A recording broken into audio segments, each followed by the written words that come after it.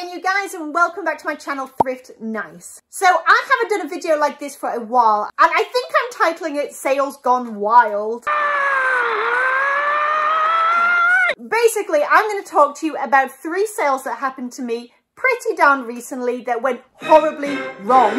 I'm talking buyer disputes, returns, terrible feedback, refunds, the whole 9 yards. So if you enjoyed that kind of drama, sit back and grab a drink because I'm here to share it all with you. Really though, this channel is not about drama in any way, shape or form, but it's really easy to share all the good stuff of reselling, like, you know, hey, look at this item that I bought for $5 and I sold for $200. Isn't that cool?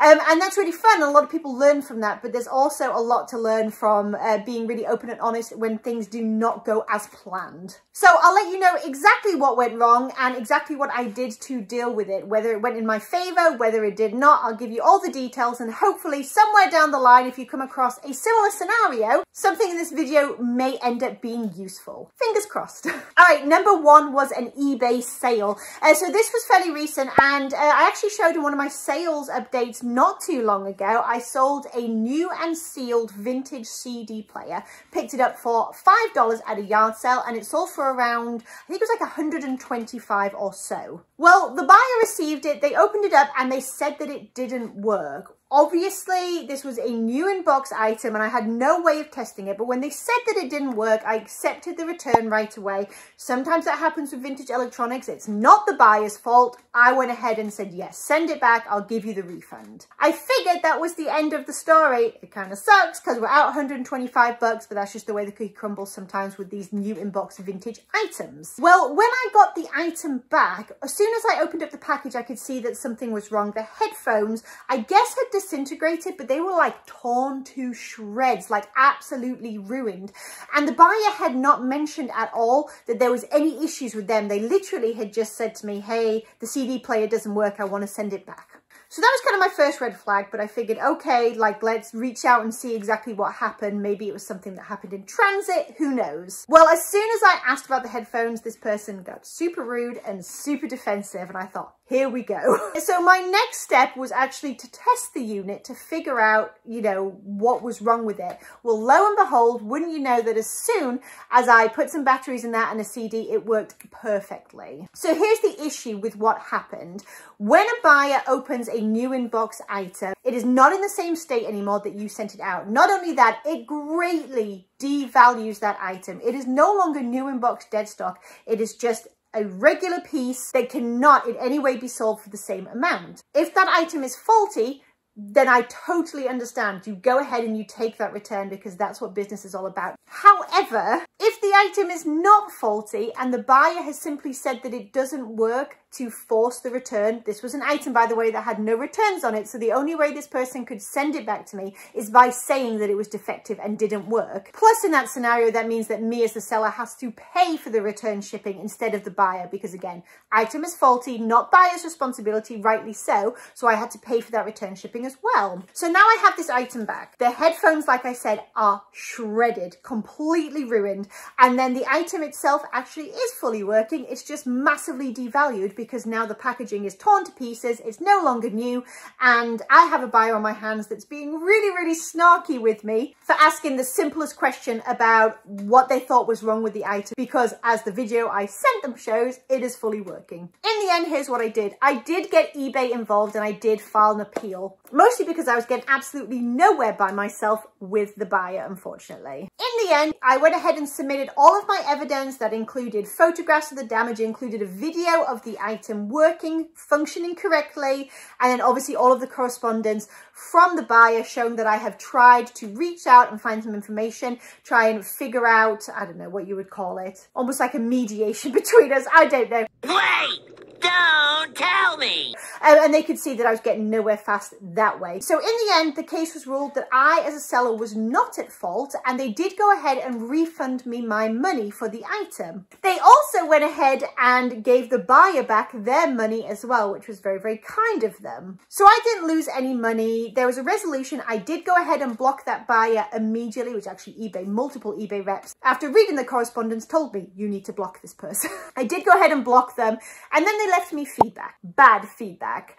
And so I reached out to eBay again and explained like, hey, you've already ruled that I am not at fault. Can you remove this feedback? Well, they came back to me and said, you need to ask the buyer to change their feedback before we can do anything. All right, okay, so I did that and the buyer did change their feedback and they made it worse. So at this point, I'm like, awesome, this is fantastic. So I reach out again, and this is, by the way, this is more effort, like time and energy than I ever want to put into a $125 sale, I have to say. But at this point, I'm dealing with the bad feedback and I don't know, it's just really annoying. There's a certain point where it's a matter of principle, and there's a certain point we just have to move on and get back to work, right? Anyway, I ended up opening a different case, like a feedback removal appeal or whatever the heck it's called. And to this day, 2 months later, it's still pending. It's still under review. And they still tell me that they can't do anything about it, eBay, until it's been reviewed. So the feedback is still there. At this point, it's about to roll off into like the 3-month ether of eBay feedback, I suppose. Huh? And I'm just learning to live with it because nobody seems to be getting rid of it for me, which is a shame. And I did go back in the end and reply to the feedback. So at the very least, people who are looking at my feedback can see this person saying what they're saying, and they can see me underneath, hopefully in a very mellow and controlled manner, just letting people know exactly what happened. I do think it's important that anybody scrolling through my feedback can take a look and be like, oh, okay, I see what happened here. She doesn't really have any more negative feedbacks. This was probably a one-off with this buyer. You know what I mean? All right, so that's eBay. Let's go to the next one. All right, the next one is going to be a Poshmark one because I don't want to forget about Poshmark. So Poshmark is interesting in terms of sales gone wrong because it doesn't happen very often. You actually can't return items on Poshmark unless there is something wrong with the item. It was listed incorrectly, it's damaged, it's broken, something like that. So I sold this item right here. It was a vintage doctor's bag.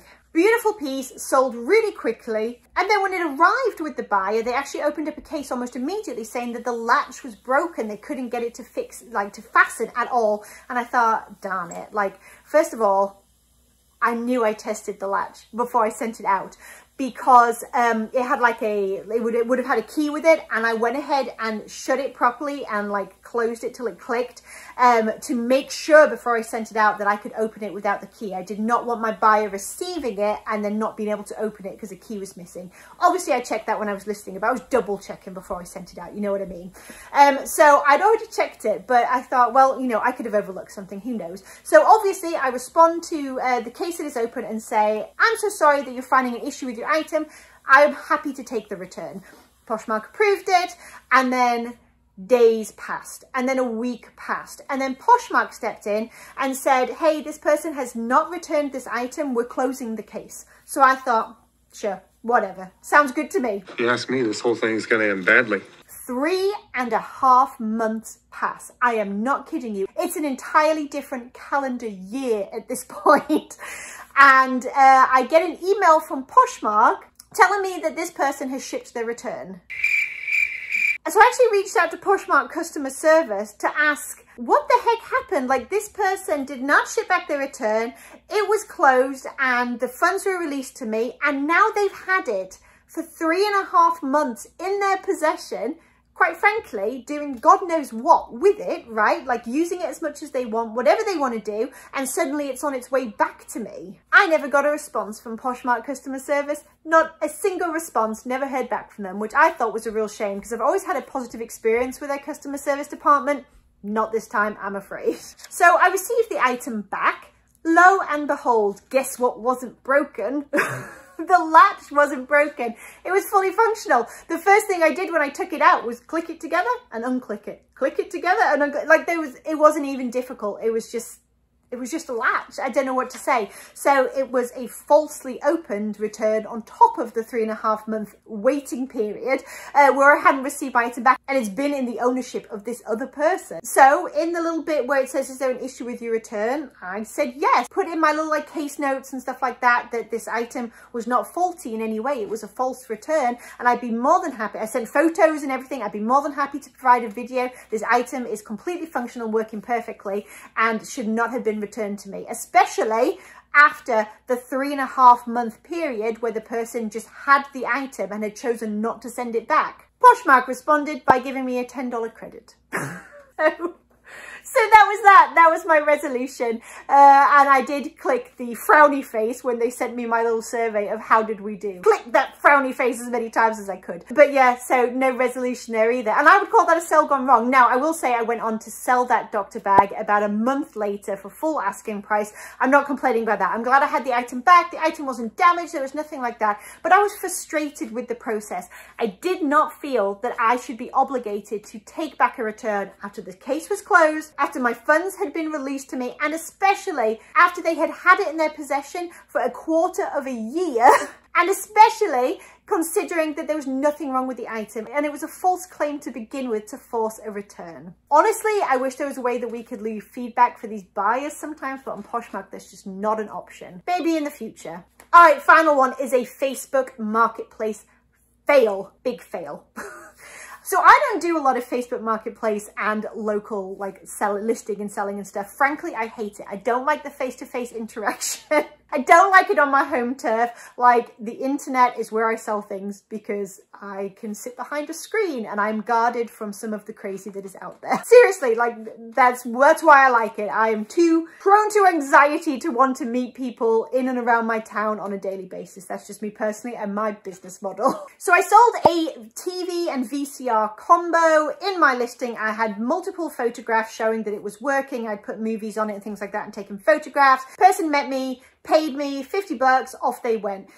Like 2 hours later, I start getting the messages. You probably know where this is going. Message after message after message, like relentlessly. It was telling me that it wasn't working for like it wouldn't play VHSs for them, even though I had just tested it and taken photos of it. And then unfortunately going super personal, telling me a bunch of background on them and essentially how many lives I was ruining by having sold them a TV VCR combo that apparently was no longer working correctly. Honestly, guys, it was relentless, and that's not for me. That's not how I like to do things. Nope. So this is what I did, and most people would, and I imagine a lot of people out there will not agree with what I did. I invited them to come back to our meeting place and give me it back and take a refund. And I'll tell you why. Number one, I know I could have blocked them and stuff like that, but I have no interest in harming my ability to sell on Facebook Marketplace should I ever want to move into the field of local listing and selling more. And obviously something like this could result in a ban pretty easily from what I've heard, and I just didn't really want to mess with it for $50. Also, I will say I feel like my listing could have been stronger if I had included a full video of it working, or if I could have met them in a place, I don't know how I would have done this exactly, but where I could have shown them, you know, plugged it in and shown them that it works and things like that. I feel like maybe something like that was missing from my process, so I would have had something better to stand behind than just a photograph with something on the screen with a movie on or whatever. Like I said, I could be wrong. I'm sure plenty of people would have said you should never have pandered to her, but that's just the choice that I made. I don't feel like having somebody abusing me through Messenger multiple times, like every 3 minutes throughout the day. And that has been my experience with Facebook Marketplace more times than I would like to admit. So all this to say, when you sell on Facebook Marketplace, meet in a public place and put as much content in your listings as you can, demo videos, multiple photographs, everything disclosed. Invite them to test it or look it over before purchasing it when you meet them. And for goodness sake, do not meet them anywhere near your home where they could retrace their steps and find you, because that would be a nightmare. All right, that's it. That's everything I've got to share with you today. Now I want to invite you to let me know down in the comments. Share one of your like sales gone wrong videos.